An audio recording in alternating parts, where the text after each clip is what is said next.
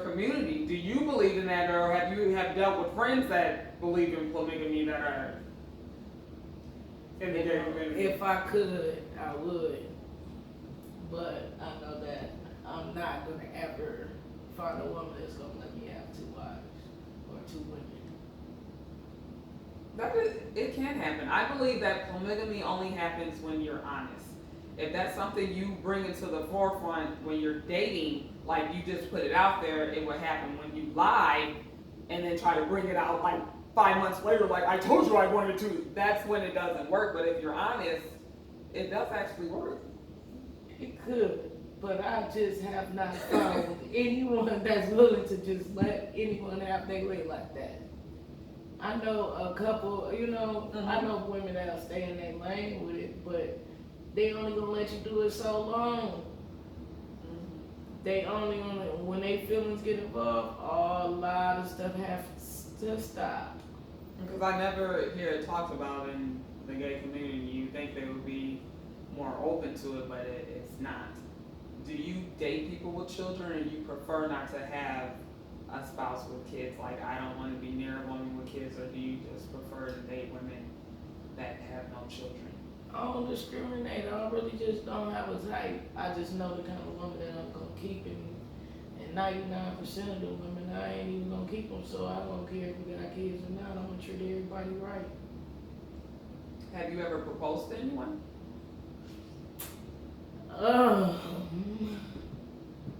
I have not proposed, but I have told somebody that I would marry them under some circumstances. It's only been one that I would probably actually consider marrying. But now that that's out of the way, I don't even have to worry about that. I'm just a free spirit. Okay, that's interesting to know. You know, as I look at Atlanta, it is I wouldn't say it's a predominantly gay state, but there are certain states, like if you look at San Diego, they have a very high gay population. Atlanta has a very high gay population. Why do you think people flock to these states like this? I don't understand that. So they can be sexually free. A lot of people ain't sexually free in Minnesota.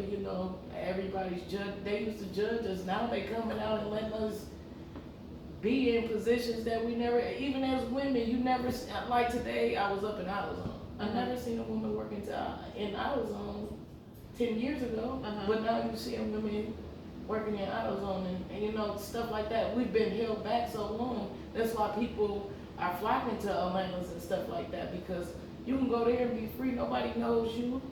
You can go out there and just be yourself. You can go to California, wherever, and just be yourself. Now, if you've read some articles, there have been articles that were going around through the internet, even Time magazine. They've read had articles how people were like being gay is like slavery back in the day. They were comparing those two, and even as a black woman, I feel like you cannot compare those two at all. Like it's so many different levels up here with that. And then being gay. Do you think you can compare those two, or people just should stop doing that? You can't compare those two things. Although being gay, we have been enslaved for many years where you couldn't come out or you were shunned upon, but then you cannot compare that to slavery, something that my ancestors went through. I would never compare that. But being gay, I went from being denied jobs because I was gay to now I'm getting jobs because I'm gay. Like the world has changed and it's steady changing. So you can't compare the two. The reason I don't compare the two is because of laws that are being passed and they are being listened to in Congress, whether we have laws as being a black woman or being black in America that are just being ignored. And then theirs is being on a higher pedestal to pay attention to. That's why I don't compare the two. That's why I kind of just. My thing is, what you need is somebody on the platform with both of them. If you're going to put gay people up there, let's put a gay person of color up there so that you can recognize that we first and foremost, we black women. My father picked God, and his mom picked God. Like, I come from that, so I can't forget that. Yes, I am gay, but that's not who I am. Do you feel that between different races, because we're going to touch on race for a minute, that black people hold back being gay more behind closets than any other race? I can't say so because it's unacceptable in the black community. I remember times where I've seen guys get chased down the block by other guys growing up because they were gay. Like, and then I'm looking at him like, I ain't never tell nobody I'm gay. But he just got chased down the block and beat up because he's gay.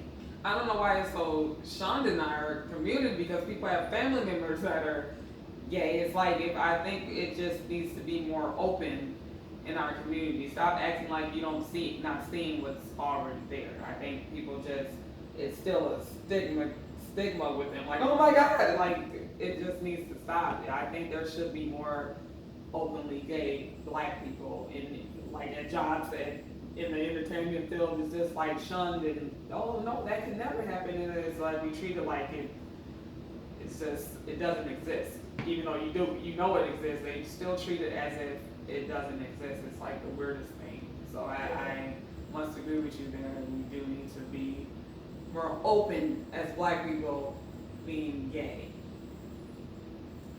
So, and I think this is gonna sum up all my questions I have, and I really thank you for taking out your time and joining me in my attic. I really do appreciate it. And so thank you, Adina Brown, for having this Sunday edition with me, and peace out.